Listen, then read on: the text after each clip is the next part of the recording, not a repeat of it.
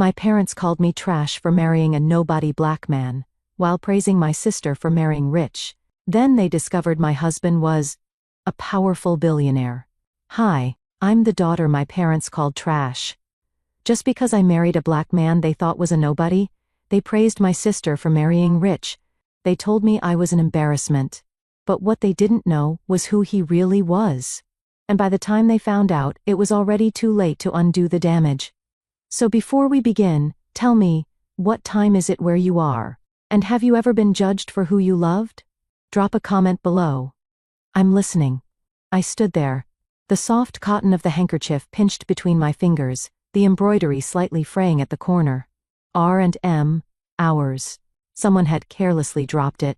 Maybe me, maybe someone else trying to be cruel in quiet ways. But the fact that it was found beside the trash bin, that felt deliberate. Like an exclamation mark at the end of a sentence no one dared say aloud. The air outside the country club was thick and sticky, like a breath you hold too long. Marcus had walked ahead toward the car, his hands in his pockets, shoulders squared but weary. I took a few steps behind him, my heels clicking on the stone path. Neither of us said a word until we reached the vehicle. He opened the passenger side door for me the same way he always did, still a gentleman, even after what just happened. You okay? He asked softly as I settled in. I'm not sure what that word even means anymore, I replied, folding the handkerchief carefully in my lap like it still held something sacred. The ride home was quiet, not tense, just hollow. Like something had been scooped out of us and left back there on that brunch table between the silver pitchers and the clinking mimosas. I didn't cry. I didn't need to. Instead, I counted the number of times I'd been sat at the kids' table even in my 30s. The birthdays skipped. The business milestones they never asked about. The way Mom had glanced at Marcus like he dragged dirt onto the white carpet of her perfect image.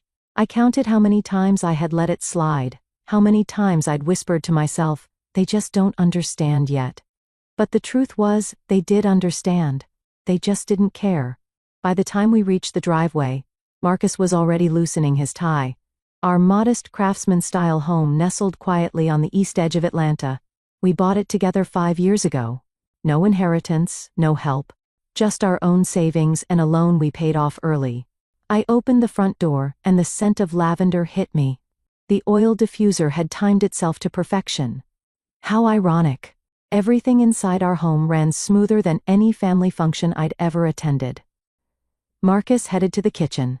I'll make tea, he offered, like he always did when something stung too deep to bandage with words. I nodded and made my way to the living room still holding the handkerchief. I placed it down on the coffee table next to the coaster that read, "Love grows best in little houses." There was a moment, a flicker, where I almost laughed, but it was bitter, sharp. I sat down and opened my laptop. I hadn't planned to do this today, not like this, but something inside me had tilted, cracked open. Maybe it was the way my mother had looked at me when she said, "You married down, dear." As if love were a stock value. As if Marcus, the man who stayed up all night with me through failed startups and sudden layoffs, was less than the plastic charm glued to Callista's fiancé's fake smile. What they didn't know was that Marcus wasn't a janitor. He never had been. That was just the story we let them believe. He owned a janitorial company, 5 contracts across the state, over 60 employees, and a silent partnership in a commercial real estate group that had just closed on a $12 million portfolio. But we never corrected them because we wanted to see if they ever loved me for me. The answer today had been loud, crystal clear. I opened a folder titled, Estate Holdings Bundy Ventures. I had helped set that up. Marcus had insisted on listing me as co-owner on everything. We'd built an empire under their noses while they poured mimosas and giggled about my downward choices. He never needed their approval, but somehow I still craved their love, or at least their acknowledgement. A soft clink brought me back.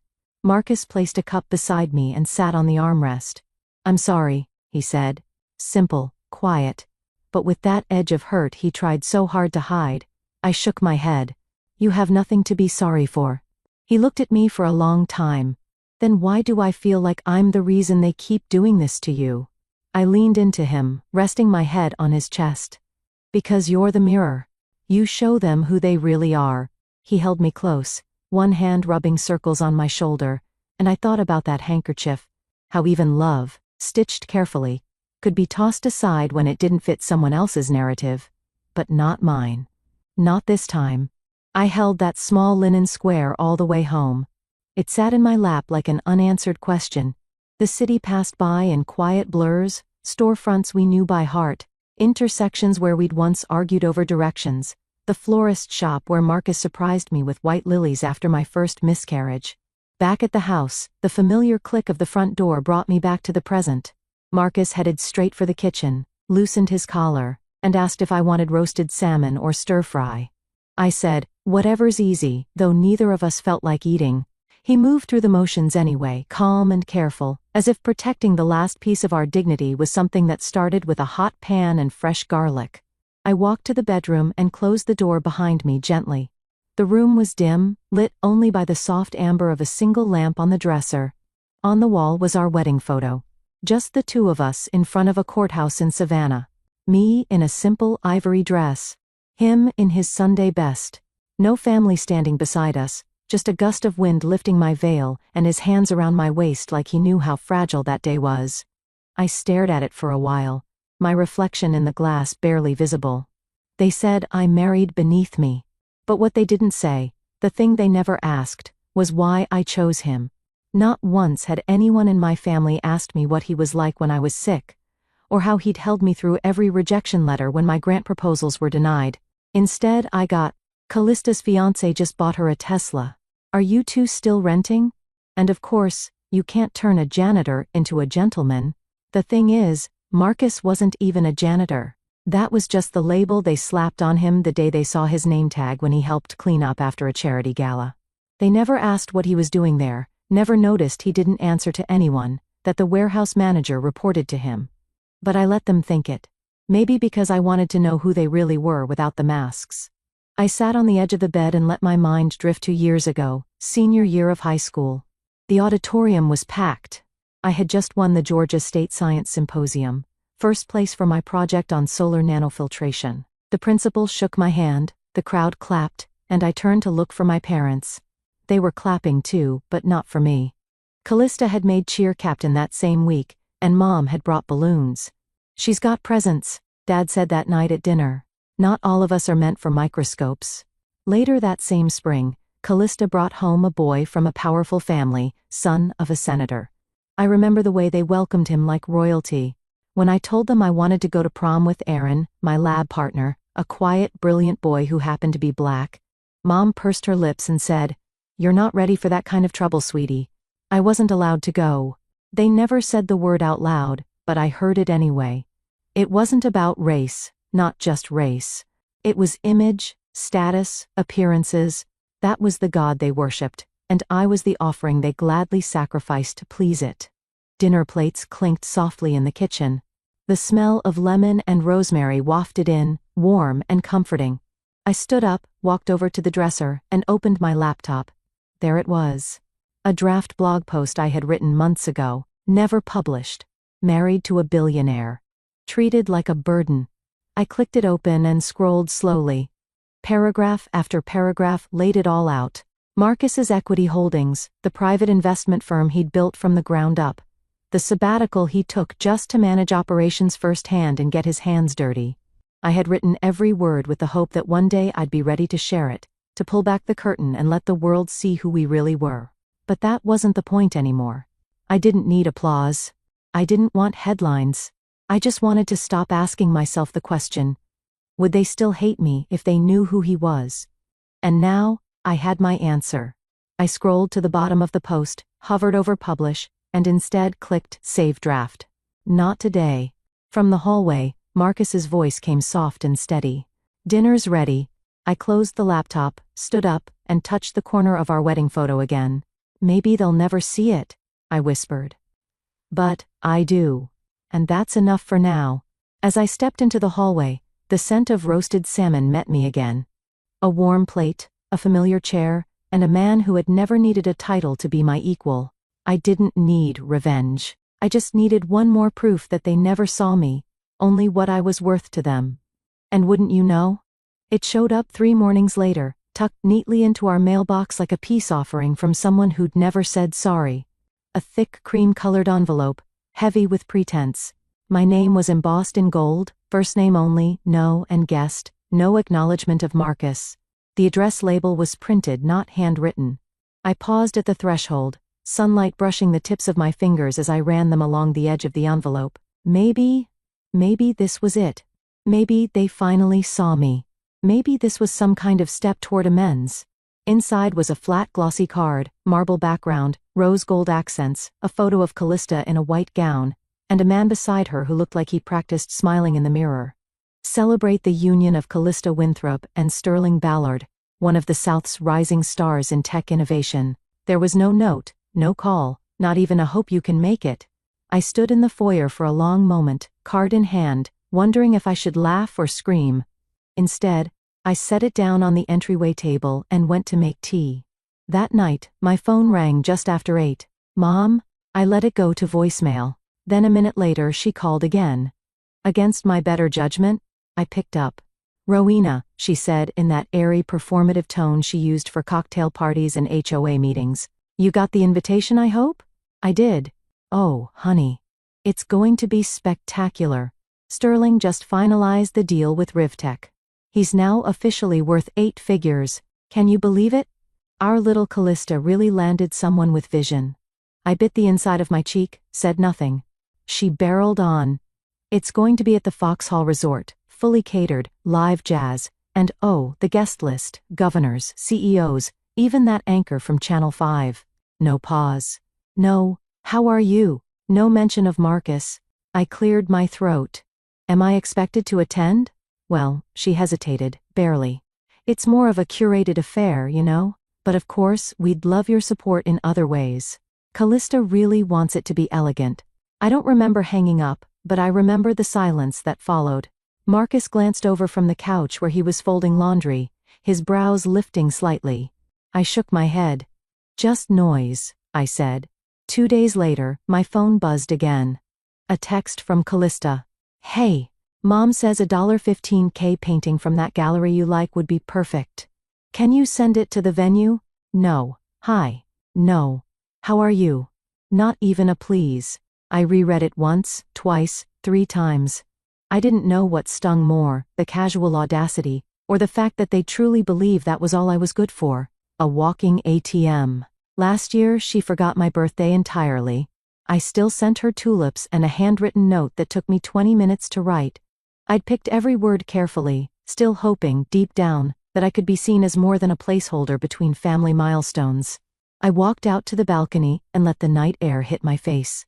The city below twinkled like a distant lie, pretty from afar, empty up close. Leaning against the railing, I thought about all the times I'd stepped in when they needed something. When Grandpa's medical bills stacked up, I paid them. When Mom's roof caved in after the storm, I covered the contractors. When Callista wanted her car fixed fast, she didn't call Dad, she called me. But love? Love was always conditional, measured in status, discounted by skin color, bank account, or whether I looked good on paper. I pulled out my phone, opened the Notes app, typed, "Do not send a gift." They gave you their truth. Give them yours. I saved it. Closed the screen. Marcus came out to the balcony a few minutes later, setting a warm mug of chamomile next to my elbow. He didn't ask. He didn't need to. I looked over at him. They invited me, kind of, and they want something from me. He smiled gently. Of course they do. I didn't reply to the text, but I did start making a plan. I didn't send the painting, but I sent something else. Something they didn't see coming.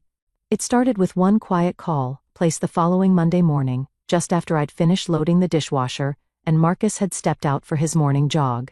I stood barefoot on the tile floor, staring out at the soft Atlanta mist curling past the windows. The phone pressed to my ear. "Mr. Felder," I said, keeping my tone even. "Rowena, always a pleasure," he said warmly. "I was just thinking about the grant renewal for the Morales couple. They've made real progress with the recycled installations. That's actually why I'm calling," I said, moving to the counter to pour a second cup of coffee. "I want to fund them fully. No need to wait for the board meeting. Just wire the amount we discussed." There was a pause, the sound of him adjusting something on his desk. "Well, that's incredible. They'll be thrilled." I set the mug down gently. Also, withdraw the Delphine Gallery's participation in the Winthrop Ballard event. He didn't respond right away. Rowena, he said carefully, that's this Friday. They've already, I'm aware. But we've always said our gallery doesn't align with performative values. And you once told me your admiration for Marcus wasn't just personal, it was philosophical. There was a beat of quiet on the line. Then he exhaled slowly, and I could hear the faint creak of his leather chair leaning back. You're right, he said. I'll call them this afternoon. I ended the call and placed my phone on the counter. Then, I finally let myself breathe. By Thursday morning, the ripples had become waves. I didn't need to scroll far to see the quiet unraveling. A whisper of panic had hit the PR circuit. Callista's engagement event had just lost its premier art partner, and with it, their custom collection that was supposed to elevate the evening from ordinary to elite, as one outlet put it. Apparently, someone had tried to replace the pieces with mass-produced floral canvases from a home decor warehouse. It didn't go over well. One tweet read, "From curated to cringe, how the Ballard engagement lost its sparkle overnight." I wasn't tagged, but I saw it. That evening, while I was folding laundry, my phone buzzed again. A message from a journalist I knew casually through an old friend. All it said was this you? I stared at the screen, then tapped out a single emoji, a closed lip smile, and sent it. I didn't owe them an explanation, and I certainly wasn't going to give them a headline. Friday came. I had no intention of watching the live stream, but curiosity got the best of me. As I stirred a pot of lentil soup in our small kitchen, Marcus placed his tablet on the counter and opened the feed. The scene was exactly what I expected. A white-draped gazebo, glitzy guests, uncomfortable southern humidity. But something was missing, Art. The blank walls behind the stage screamed louder than any curated design. Just flat space, and a few scattered centerpieces trying too hard. Sterling's mother was caught on a hot mic saying, "This is beneath us." Callista was smiling, but her eyes weren't. I turned the tablet off. Later that night, around 9, my phone rang again. I almost didn't answer, but the name blinking on the screen was predictable. Mom. I picked up and said nothing. Her voice hissed through the line before I could even exhale. "What did you do?" I took a seat on the edge of the couch, crossing one leg over the other. "Hello to you too. Don't play coy with me, Rowena. You pulled your name, your money, whatever you did. It embarrassed all of us. You ruined your sister's special day." I held the phone away for a second, then brought it back. I didn't ruin anything. I simply chose not to participate. Isn't that what you always wanted? You're being spiteful. You're jealous. I almost laughed. Jealous of what? A performance built on borrowed taste and fake smiles? You've always needed to make everything about you. That part stung, but I didn't let her hear it. I kept my voice calm, deliberate. "Mom, you asked for distance. I'm just honoring it." There was a beat of silence. Then the line went dead. I didn't call back. That night, as the sky dimmed over the city and the of summer faded into the background, I stood out on the balcony, with a soft fleece blanket around my shoulders. Marcus came out, barefoot, his hair still damp from the shower, and stood beside me. He didn't ask anything, but I was holding something in my hand. A small velvet box I had once intended to give them, a keepsake I designed months ago with an artisan in Santa Fe. A carved sculpture of 2 intertwined trees. One was maple. The other, ash, symbolic of roots, of resilience, of family, even when cracked. I never sent it. I never would. Marcus didn't say anything when he saw me standing there with the small velvet box. He just stepped closer, wrapped his arm around my shoulders, and stood with me under the quiet of the night. We didn't need words. Some truths live in silence. 3 days passed. The engagement party faded from headlines. The family chat quieted, but I hadn't. It was raining that morning. Soft, steady drops tapping against the windows of our loft, the kind of rain that muffles sound and slows time. I hadn't gotten out of bed. I didn't feel like I needed to, or maybe I didn't deserve to move yet. Marcus had placed a fresh cup of coffee on the nightstand beside me, still warm. He hadn't said anything when he brought it in. He just leaned down, pressed a kiss to my temple, and left the room with the same quiet grace he always carried. I lay there, eyes unfocused, watching the ceiling slowly brighten with the muted morning light. The framed photo from our wedding sat on the dresser across from me, just the two of us holding hands in the garden behind the courthouse, laughing like fools. No grand cake, no matching gowns, no one from my family had shown up, not even a voicemail. I thought time would soften them, I whispered into the room. Time hadn't softened them, it had just made their masks more polished. I reached for my phone, not really sure why. Maybe to check the weather. Maybe to scroll through pictures of the past few weeks to remind myself life had, in fact, been happening. But what I saw instead was a new voice memo from the family group chat, sent by mistake it seemed. The caption just read, "Update from Dad." I tapped it. At first, just static. Then my father's voice. She chose to marry below herself. What can I say? She always had poor judgment. He chuckled. Not a kind laugh. More like someone relishing a private punchline. Another voice joined. Callista. Well, I married right. At least I didn't bring shame. Then silence. I sat up slowly. My body felt like it was made of wet sand. My hand holding the phone trembled, not because it was unexpected, but because it was so deliberate, so effortless. They didn't think I'd hear it. That was the part that cracked something deep. I almost deleted it. My thumb hovered over the little trash icon. I could have erased it just like they tried to erase pieces of me for decades, but I didn't. Instead, I tapped forward, sent it to my own email, and added a note, reminder for when I forget. I even whispered to myself, if I ever think about asking for their love again, play this. I placed the phone face down on the bed and stared at the ceiling. The room was quiet, but I could still hear their voices. Floating, mocking, smug. The kind of disdain that doesn't come from disagreement, but from belief. A belief that I was never enough. That no matter what I achieved, who I loved, what I built, I would always be the daughter who disappointed them simply by existing outside their mold. I got up finally, wrapped myself in Marcus's flannel shirt, and walked barefoot into the living room. The coffee had gone cold. I didn't reheat it. I didn't need it anymore. That afternoon, I cleaned out the hall closet, not because it needed it, but because I needed something to touch, to throw away, something to sort. Tucked in the back was a box I hadn't opened in years. Birthday cards, a few old letters, a dried rose from a corsage no one came to see me wear. I tossed most of it. That evening, as rain still drizzled over the city and the fireplace flickered low in the corner, I sat on the rug with the last thing I hadn't thrown away, the wedding invitation. Half of it was already singed. I'd lit the edge months ago during a moment of weakness, but I never let it burn through.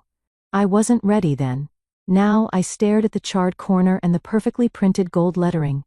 It read, "Together with their families." I let out a breath, steady, calm, and just before the final embers of sunset dipped below the skyline, I leaned forward, fed the invitation to the flames and watched. No smoke alarm went off. The flames had long since gone out, but the scent of scorched paper lingered faintly as I woke the next morning. The ashes of the wedding invitation still sat in the tray by the fireplace, small gray curls of pretense. I didn't touch them. Instead, I wrapped myself in Marcus's oversized cardigan, padded barefoot into my home office, and opened the laptop. I hadn't been here in a few days, but the inbox hadn't waited. I clicked through a few invoices, a funding proposal, then paused. Subject line, Bridal Registry Gift Launch, Limited Run Preview. The sender? A lifestyle PR firm I knew too well. They'd worked with Callista's startup before. I almost deleted it without opening, but some part of me, curious, bitter, clicked anyway. The body of the email was cheerful and pink and full of exclamation marks. A carousel of images loaded slowly. The fourth one made my chest tighten. It was a home kitchen gadget. Simple, sleek, designed to sit neatly on a countertop. A sustainable flour sifter with a dual compartment system and eco-powdered coating. The caption read, "Designed by the Winthrop Studio team, patent pending." But I'd seen it before. I stood slowly, walked over to the hallway closet, and pulled down an old shoebox from the top shelf. Inside, wrapped in brown tissue, sat a prototype, hand-soldered by Marcus 3 years ago in our first apartment. I remember him sanding the edge with a butter knife and joking, "It's functional, but it won't win awards." That was the night we ate cereal for dinner because he'd spent the grocery budget on parts. Back at my desk, I pulled up an archived Google Drive folder, one I'd made without Marcus ever knowing. I had scanned and saved every sketch he drew, every prototype design he'd left on the table while saying, "It's not real yet. Don't waste time filing it." But I had filed them, all of them, under the name of an old LLC I'd formed years ago for freelance consulting. Dormant, dusty, but still mine. "You protect the man you love," I whispered, even from his own optimism. And now, my sister was using it to sell her dream under her brand without a hint of acknowledgement. I didn't cry. I didn't scream. I didn't even text Marcus. Instead, I pulled out a legal pad, then opened a template from my legal archive folder. I swapped the date, updated the product SKU, and changed the name on the contact line to the Winthrop Collective. Subject: cease and desist. Unauthorized use of intellectual property. Beneath the signature line, I added my alias, Clara V. Lorne, Legal Rep, June Stone Holdings LLC. Then I reached for a pale yellow sticky note and scribbled just one line before folding it inside the envelope. "You love the idea. You just didn't know it was ours." I sealed it shut and slid it into my outgoing courier bin, addressed to the firm representing Callista's company. Quiet, clean, without theatrics. I stood at the window for a moment after, watching the clouds shift low across the city skyline. The air felt cooler, cleaner. There would be no press conference, no announcement, just a slow tightening of the noose on their ambition. I started to walk away when my phone buzzed. New email from Mom. "So excited to be joining Callista's bridal brunch this Sunday. Family only. Keeping it classy. Can't wait." No mention of me. I wasn't even CC'd. It had been forwarded by accident. Again. No please reply, no address, just silence, thick as syrup. I let the screen fade to black, walked over to the coat rack, and reached for my blazer. They hadn't invited me, but I wasn't planning to stay home either. I slipped the phone into my coat pocket and buttoned the ivory blazer with steady hands. It was early, the kind of crisp morning where the air felt like truth, cool, sharp, and impossible to ignore. By the time I stepped out of the car in front of the vineyard estate, the sun had already stretched across the hills, making the vines glisten like they'd been brushed with honey. The bridal brunch was already underway. The event space sprawled across a terraced lawn lined with white tents and cascading flower arrangements. Soft jazz filtered through the air, mingling with laughter and clinking glasses. Everything screamed curated elegance. I wasn't invited, but I came anyway. Inside the main tent, Callista stood mid-toast, a glass of champagne in hand, wearing an ivory dress that looked plucked from a magazine shoot. Intentional, pristine, sterile. My entrance didn't go unnoticed. Her voice caught for a second when she saw me near the back. Our mother was seated at a table of executives, all grinning like they just closed $1 million deal. The moment she saw me, her expression darkened. "This isn't about you, Rowena," she said, not even trying to lower her voice. My father didn't look up from his mimosa. He just muttered, "I thought we made it clear whose moment this is." Guests turned to look. Some avoided eye contact. A few whispered, tilting their heads. One woman clutched her pearls, not figuratively, literally. I didn't respond. I didn't need to. I found an empty spot near the end of the tent, stood with my hands folded in front of me, and listened. Callista recovered quickly, raising her flute again. "As I was saying, family isn't just who shares your blood, it's who lifts you up, who reflects your best, and sometimes you have to make hard choices to protect your peace." A few chuckles, several polite nods, thinly veiled barbs, wrapped in ribbon and resentment. When the servers passed around champagne again, they skipped my side of the tent entirely. I stepped forward to grab a glass from the corner tray, but a young server cut me off. He wasn't rude, just nervous. "I'm sorry, miss," he said, eyes flicking toward Callista. "You're not on the list." I gave him a small practice smile. "It's fine. I prefer still water anyway." But the smile didn't hold. I turned on my heel and walked through the side of the tent, following a small stone path that led out into the gardens. A wisteria arch stretched overhead, casting light purple shadows onto the gravel below. I stood there, out of sight, letting the party fade behind me. That's when I heard footsteps. "Excuse me," a deep voice called out. "Are you Rowena?" I turned. The man was tall, silver-haired, with a calm presence that felt utterly out of place at this circus. He wore a navy suit with no tie, his cuffs unbuttoned, and a leather folder tucked under his arm. "I am," He offered a hand. Gregory Verne. I believe you're the Rowena who saved our third quarter expansion last year. I blinked. You're Sterling's father? He gave a small chuckle. Technically, yes. Though we run very different empires. He likes social media metrics. I like factories that don't shut down. I smiled. A real one this time. I didn't know you'd be here. Neither did they from the looks I got. He glanced over his shoulder toward the tent. But my assistant confirmed it was your LLC that stepped in when our Atlanta distribution center nearly folded. I've wanted to thank you in person. I just signed the papers. It was Marcus who made the numbers sing. He studied me for a moment, his gaze quiet but sharp. Do they know who you are? I gave a soft laugh. I don't think they've ever cared enough to find out. He nodded slowly. Then maybe today is a good day to start telling them. I looked down at my empty hands. I didn't come to make a scene. Good. Then let me offer a suggestion. He stepped beside me, pulling out his phone. After a few taps he held it toward me. Board vote, Monday morning. They've asked for clarity on a new investor block.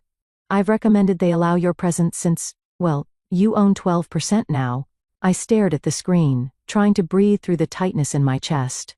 I didn't ask for power, I said. No, he replied, smiling gently. But you earned it anyway. The wind picked up just enough to rattle the leaves around us. I took out my phone, opened my contact list, and typed one message. Trigger the vote. Monday. I'll be there. Gregory Verne's driver picked me up at 8 sharp the next morning. I barely slept, but you couldn't tell by looking. I wore black. Not out of mourning, but clarity. A high-collared dress, clean lines, hairpin back, no jewelry except a silver band on my right ring finger. Not a wedding ring. A promise to myself. The ride to San Francisco was silent until we crossed the bridge and the skyline came into view. That's when Gregory finally spoke. Don't blink today, he said. Even if they beg. I turned to him and nodded once. I won't. At 9:14, we stepped into the executive floor of Verne Holdings. The hall outside the boardroom buzzed with movement. Attorneys, assistants, cameras being discreetly tucked into corners.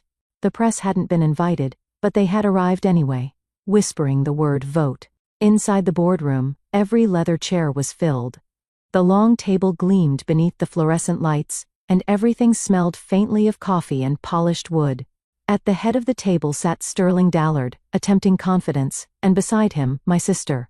Callista looked like a statue, flawless on the surface, but fragile at the base. Her dress was cream silk, her hair was curled into perfect waves, and her lips were tight. She didn't expect me, not like this. Gregory motioned to a seat beside him. I walked to it, slowly, deliberately, and sat. A hush swept the room like the first gust of wind before a storm.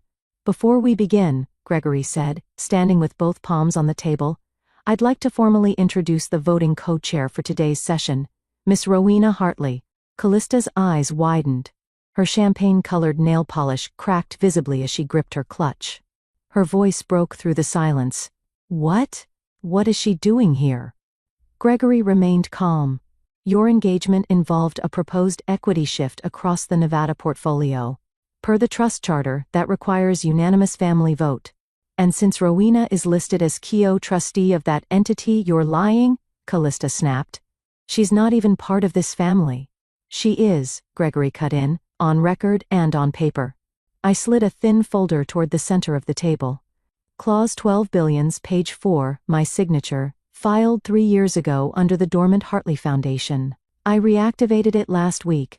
My father seated at the far end paled. Rowena, you wouldn't do this. I didn't raise my voice. I already did. The room held its breath. Sterling leaned forward, clearly confused. Wait. This means, it means? Gregory said. That without Rowena's vote, your engagement package has no access to equity shares in the Nevada and Florida holdings. The silence cracked open. Callista stood abruptly. She's bitter. She's always been petty. She's sabotaging my future because she couldn't build one of her own. I stared at her, really stared. You stole my husband's designs? You mocked our marriage. You erased my name from your registry but asked for my money. And now you're angry I finally said no? Callista's mother, our mother, tried to interject. "This is not the place." "This is exactly the place," Gregory said.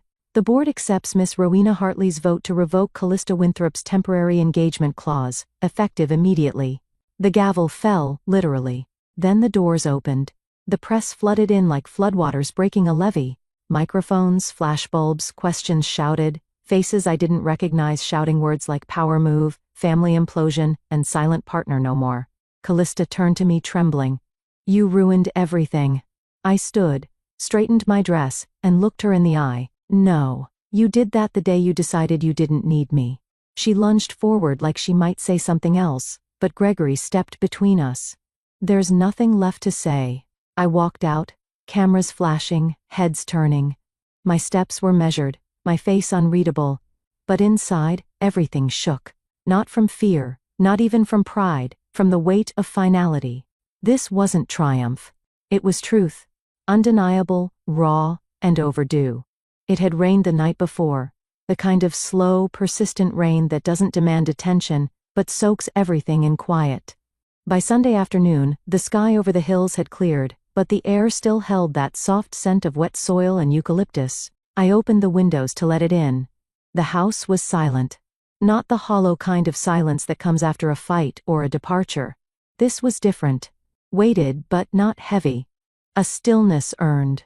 I walked slowly through the foyer and into the back hallway, where Grandpa's old study had remained untouched since the day I moved in. I hadn't had the heart to redecorate it. The faint smell of lemon oil and old paper still lingered. The shelves were, as he left them, meticulously kept, his books in alphabetical order, magnifying glasses still tucked inside the gardening encyclopedias.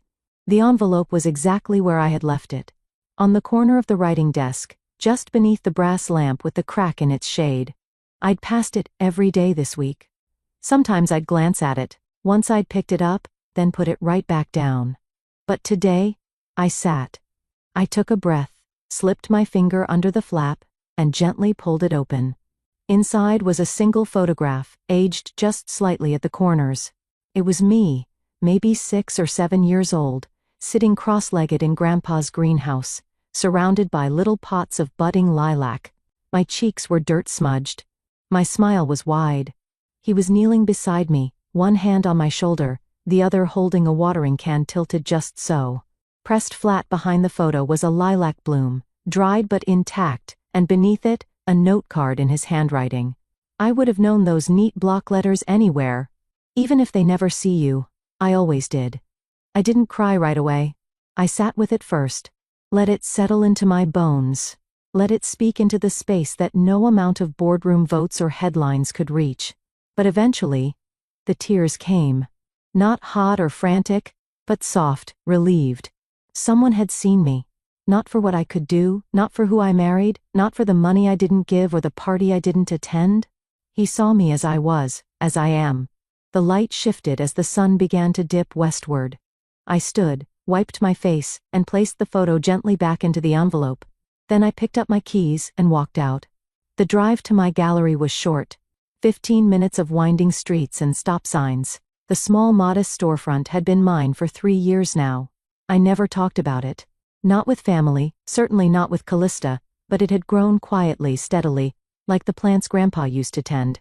Inside, the walls were still mostly bare. I hadn't hosted a show since last fall. But today I brought something personal. I chose the center wall, the one directly across from the front window, hung the photo in a matte black frame with a small brass plate below it.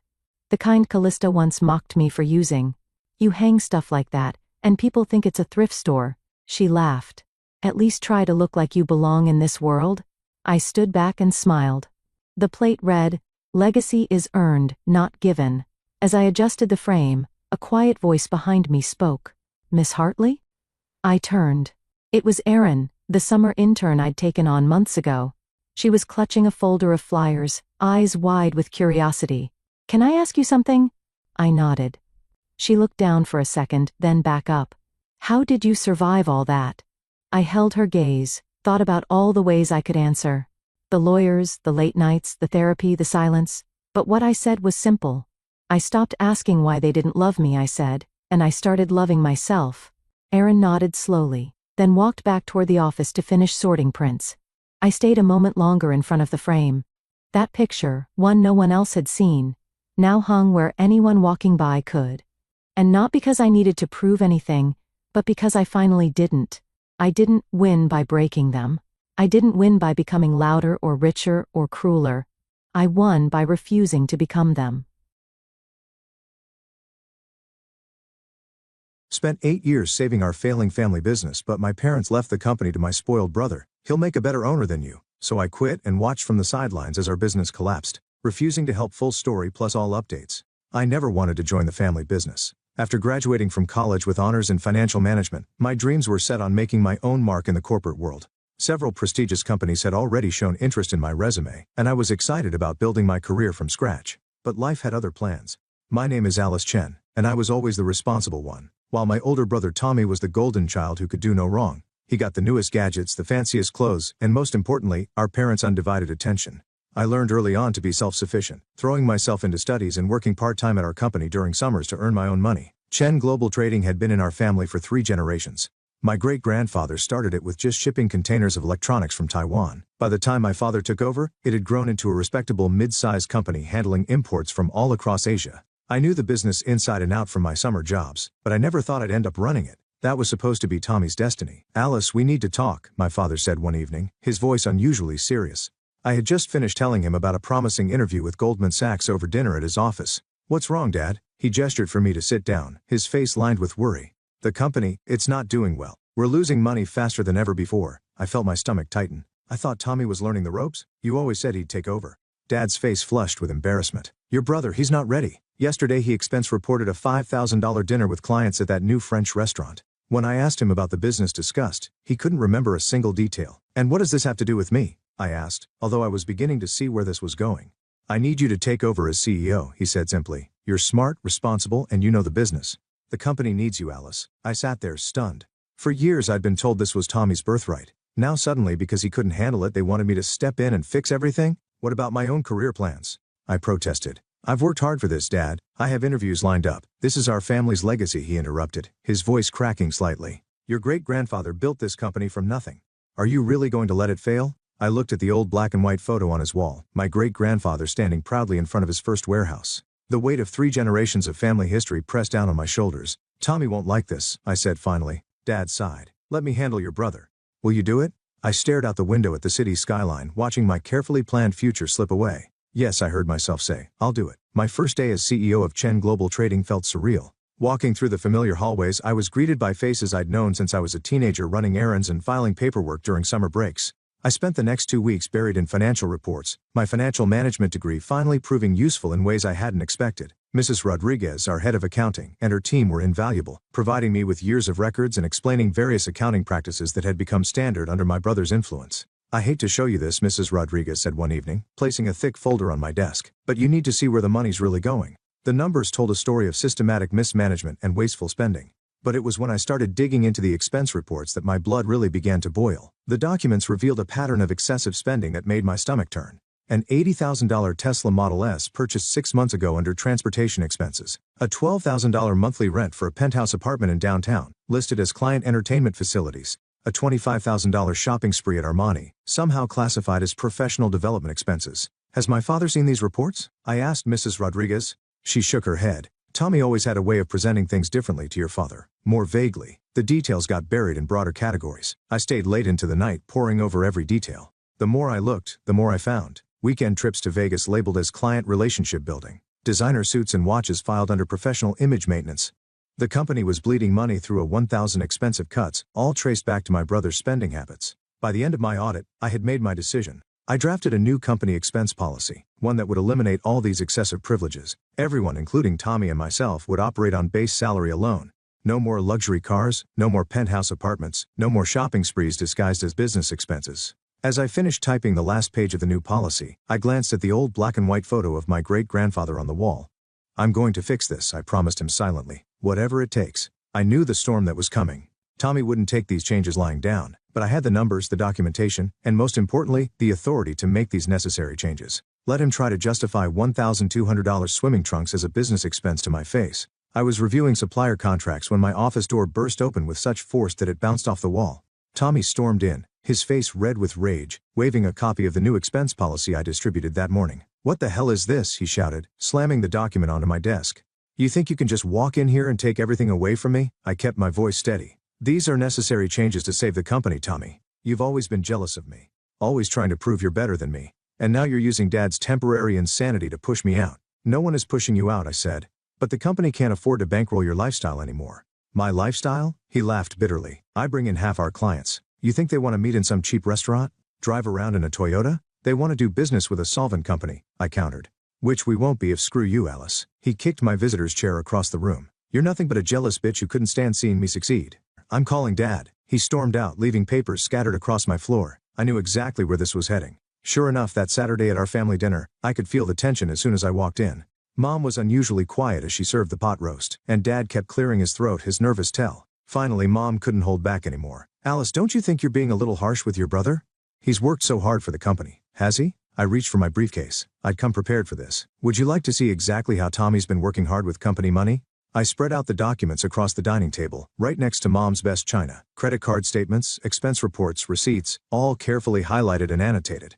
"This is the penthouse he rented with company funds. This is the Tesla he bought. Here are the Vegas trips, the designer shopping sprees, the $1,000 dinners." Mom shook her head. "He needs to entertain clients. With $1,200 swimming trunks." I pointed to that particular receipt. "With a $15,000 watch. Your brother has always had good instincts for business," Mom insisted. "He knows how to make people feel special." Dad had been silent, studying the documents with a deepening frown. "These numbers," he finally said. "Tommy, is this accurate?"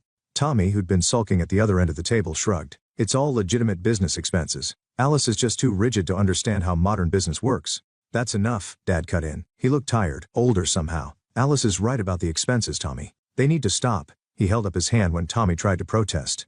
"But she's also going to help you learn to run the company properly." I blinked in surprise. "I am?" Dad nodded. "My plan is to eventually split the company between you two, 5,050. But that only works if you both know how to manage it." He looked at me pleadingly. "Will you teach him?" I looked at Tommy, who was staring at his plate, jaw clenched. Teaching him would be like teaching a cat to swim, but I heard myself saying, "Yes, I'll try." Looking at Tommy across the conference room table, I couldn't help but think about our childhood. While I was doing homework, he was racing his friends in the Porsche he got for his 16th birthday. When I spent summers learning the business, he was partying in the Hamptons. Mom and Dad always said he was living life to the fullest, while I was too serious. I remember the Christmas when I asked for accounting software to practice with, and they got me a sweater. Tommy got a jet ski. When I made honor roll, they nodded absently. When Tommy managed to graduate with C's, they threw a massive party. It wasn't that they didn't love me, they just loved him more obviously, more demonstratively, more completely. Now, watching him slouch in his expensive chair during our budget meeting, I saw the results of that upbringing. "Tommy, are you following these quarterly projections?" I asked, trying to keep the frustration out of my voice. He glanced up from his phone. Yeah. Numbers going up is good. Numbers going down is bad. Can we wrap this up?" "It's a bit more complex than that," I said. "These projections affect our inventory decisions for the next 6 months." He sighed dramatically but put his phone down. Small victories. I made sure to invite him to every important meeting, client negotiations, supplier contracts, strategy sessions. If it mattered to the company, I wanted him there. Most of the time he just sat there looking bored, checking his watch or playing with his pen. But occasionally he'd surprise me. "Why don't we try importing luxury pet products?" he suggested during one meeting. "Rich people are crazy about their dogs these days. We could mark up the prices like crazy." "The market's already saturated," I explained gently. "And the certification process for pet products is complicated. Another time, we should invest everything in cryptocurrency. My friend made millions last month." I had to take a deep breath before responding to that one. "We need more stable investments for company funds." His ideas were usually impractical or too risky, but at least he was thinking about the business. It was more engagement than I had seen from him in years. During a meeting with our biggest client, he actually paid attention the whole time. Afterward he said, "You're pretty good at this. The way you handled their pricing concerns." It was probably the first genuine compliment he'd ever given me. "Thanks, Tommy. Want to grab lunch and I can explain the negotiation strategy one used?" "Nah, got plans," he said, already heading for the door, "but maybe next time." I watched him go, thinking about how patterns set in childhood become the architecture of our adult lives. Tommy never had to try because everything was handed to him. I always had to try twice as hard because nothing was. Now I was supposed to teach him what I'd spent years learning on my own. 8 years. 8 years of early mornings and late nights. 8 years of tough decisions and careful management. 8 years of teaching Tommy everything I knew, while simultaneously running the company at peak performance. The numbers told the story better than I could. Profits up 300% since I took over. 5 new branches opened across the state. A client list that had tripled in size. Chen Global Trading wasn't just surviving anymore, it was thriving. Dad's 70th birthday party was supposed to be a celebration of all that success. The private room at Golden Palace Restaurant was packed with family, close friends, and our most important business partners. The same faces who'd watched our company grow from near bankruptcy to industry leader. I'd helped Mom plan every detail from the traditional red decorations to Dad's favorite 8-course menu. Even Tommy had shown up on time for once. He'd been unusually quiet lately, but I figured he was just nervous about his presentation of our latest expansion plans. After the Peking duck was served, Dad stood up, tapping his glass with a spoon. The room fell silent. "I have an important announcement," he said, smiling at all of us. "After much thought, I've decided it's time for me to fully retire." There were murmurs of appreciation around the room. Dad had been semi-retired for years, ever since he made me CEO, but he still kept an office and came in for major decisions. And so he continued, "It's time to talk about succession, about legacy." My stomach tightened, something in his voice. "Chen Global Trading has been in our family for 3 generations, passed down from father to son. Today I'm proud to announce that I'm transferring full ownership of the company to Tommy." The room erupted in applause. I sat there frozen as relatives congratulated my brother. This couldn't be happening. "Dad," I said, standing up, my voice cut through the celebrations. "What about our agreement? You promised to split the company between us." The room went quiet. Dad shrugged, not quite meeting my eyes. "The company has always passed through the male line, Alice. It's tradition. Besides, Tommy will make an excellent leader." Leader? I couldn't believe what I was hearing. "I'm the one who saved this company. I'm the one who turned it around." "Now dear," Mom cut in, "don't make a scene. Tommy has natural leadership abilities. He'll make a better owner then." "Better?" I laughed incredulously. Where was his natural leadership when the company was failing? Where was it during the 8 years I spent teaching him basic business concepts? Tommy stood up, straightening his tie. "Speaking of which, sis, you should start preparing to hand over your CEO duties. As the new owner, I'll be taking that position as well." He smirked at me across the table, the same smirk he'd had when he got that Porsche for his 16th birthday, when he took credit for my work in high school, when he spent company money like water because he knew he'd never face consequences. "You know what?" I stood up, my chair scraping against the floor. "You all deserve each other. 8 years I spent fixing Dad's mistakes and covering Tommy's incompetence. 8 years of my life sacrificed for this family's legacy." "Alice," Mom gasped, "how dare you be so selfish?" "Selfish?" I turned to face her. Was I being selfish when I worked 60-hour weeks to save the company? When I gave up my own career dreams? When I tried to teach Tommy despite knowing he'd never learn? "You're just envious," Dad said coldly. "You've always been jealous of your brother." "Get out," Mom said, pointing to the door. "If you can't be happy for your brother's success, you can leave." I looked around the room at my relatives' uncomfortable faces, at the business partners who wouldn't meet my eyes, at my family's expressions of righteous indignation. Gladly. The next morning, I walked into the office one last time to clear out my desk. Tommy was there, feet up on his new desk, my old desk, watching me pack. "Don't forget to leave your keys," he smirked. I dropped my resignation letter on his desk without a word. 8 years of my life packed into one cardboard box. Thankfully, I'd always lived well below my means. The savings I'd accumulated bought me a beautiful apartment in the historic district. I decided to take a few months off, something I hadn't done since college. The first signs of trouble at Chen Global Trading started 3 months later. Mrs. Rodriguez called me over coffee. "They fired me," she said, hands wrapped around her cup. "Tommy said I was too old school in my accounting practices." Over the next few weeks, more calls came. Tommy had replaced most of the senior management with his college buddies. The new CFO was a guy he used to party with who'd barely passed business school. "He's back to his old spending habits," reported James, my former VP of operations who'd also been let go. "Bought himself a new Maserati as a company car." But that's not the worst part. The worst part, as it turned out, was Tommy's solution to their first major crisis. When their main supplier raised prices, instead of negotiating or finding a reputable alternative, Tommy switched to a sketchy supplier offering suspiciously low prices. "The products are garbage," Sarah from Quality Control told me before she too was fired. "Half of them are defective, but Tommy won't listen. Says we're being too picky." Within 6 months, the company had lost 3 major clients. Within 8 months, most of our long-term partners had jumped ship. The carefully built reputation I'd spent 8 years cultivating was crumbling in a matter of months. I heard it all through the grapevine and I felt absolutely nothing. 1 year to the day after that fateful birthday dinner, my phone rang. Dad's name flashed on the screen. I almost didn't answer, but some remnant of daughterly duty made me pick up. "Alice?" His voice sounded older, tired. "We need to talk." I waited, letting the silence stretch between us. "Tommy, he hasn't worked out as we hoped." He cleared his throat. "The company's in trouble, real trouble." "I'm aware," I said flatly. "The business community isn't that big." I'd heard about their latest disasters through my professional network. "We need you back," he said. "You can name your terms. Full control, whatever salary you want." "Tommy will step aside." I couldn't help but laugh. "Now you want me back? After you threw away 8 years of my work because of tradition? This is our family's legacy, Alice. Your great-grandfather's company. You can't just let it die." "My great-grandfather's company died the day you chose your son's ego over your daughter's competence," I replied. "The company I built for 8 years, that's what's dying now, and I don't care." "How can you say that?" His voice rose. "This is your family's business, your heritage. You have a responsibility. No, Dad, I don't. Not anymore. You made your choice a year ago. Now you can live with it. Alice, please. I hung up and blocked his number. Then I blocked Mom's number too for good measure. Looking out my office window at the Manhattan skyline, I smiled. My new business card read Alice Chen, Chief Executive Officer of Morton International, one of the largest import-export firms on the East Coast. I'd been headhunted for the position 6 months ago. Alice? My assistant poked her head in. The board members are ready for your presentation. I gathered my papers, straightening my jacket.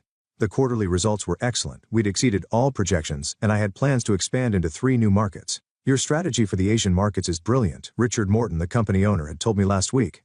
Best decision I ever made bringing you on board. The irony wasn't lost on me. Here I was, doing exactly what I'd always wanted to do, being valued for exactly who I was. No family drama, no emotional manipulation, no brothers to babysit, just pure business, run well. News travels fast in family circles, even when you've cut off direct contact. It was my cousin Jennifer who told me over lunch exactly 2 years after I'd walked out of Golden Palace Restaurant. They've filed for bankruptcy, she said, stirring her coffee. Tommy had to sell everything. The house, the Maserati, even that ridiculous watch collection of his. I took a sip of my wine, letting the information settle. And? He's moved back in with Aunt Linda and Uncle James. They converted their home office into a bedroom for him. Jennifer hesitated. They're saying it's temporary, just until he gets back on his feet. I could picture it perfectly. Tommy in his childhood bedroom, Mom making his favorite meals, Dad making excuses for him. Some patterns really do never change. The details emerged over the following weeks through various family channels. The company's collapse had been spectacular, not just a failure, but a cautionary tale that would be whispered about in business circles for years to come. The defective products had led to lawsuits, the mismanaged funds had led to debt, the alienated partners had led to isolation. Everything I'd built over 8 years had been dismantled in less than 2, leaving nothing but debts and broken relationships. Your father had to re-mortgage their house to cover some of the debts, my Aunt Marryi reported during our monthly phone call. They're saying you could have prevented this if you'd come back when they asked. I laughed at that, actually laughed out loud in my corner office overlooking Central Park. Morton International had just posted its best quarter in company history under my leadership. The Wall Street Journal had run a profile on me last month, praising my innovative approach to international trade relationships. They're still not getting it, are they? I said to Marryi, this isn't about me abandoning them. This is about them never truly valuing what they had. Later that evening, I sat on my penthouse balcony, bought with my own money, earned through my own merit, watching the sunset over the city. I thought about Tommy back in our parents' house, probably still blaming everyone but himself for what happened. I thought about Dad, who chose tradition over talent, and Mom, who chose favoritism over fairness. I thought about that old black and white photo of my great-grandfather that used to hang in the office. I wondered if they'd managed to save it from the liquidators, or if it had been sold along with everything else. A notification popped up on my phone, another glowing review of our company's performance under my leadership. The headline read, Morton International CEO transforms company culture, a new era of growth. Should I feel guilty? That's what they all expect. The relatives who still talk to me, the old family friends who whisper about the prodigal daughter who let her family's legacy die. They think I should be torn up inside, haunted by what happened. But I'm not, because here's the truth about legacies. They're not about buildings or brand names or even family traditions. They're about values. My great-grandfather built his company on hard work, integrity, and genuine business acumen. Those values didn't die with Chen Global Trading. They lived on through me, just in a different form.